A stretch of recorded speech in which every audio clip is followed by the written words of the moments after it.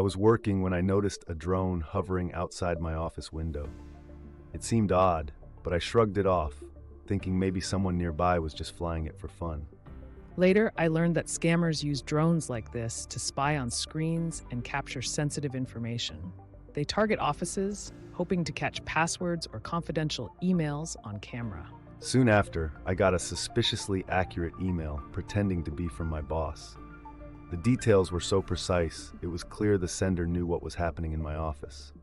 That's when I realized drone phishing is real. Scammers use drones to gather info, then send targeted phishing emails. Now, I always keep my blinds closed and my data secure.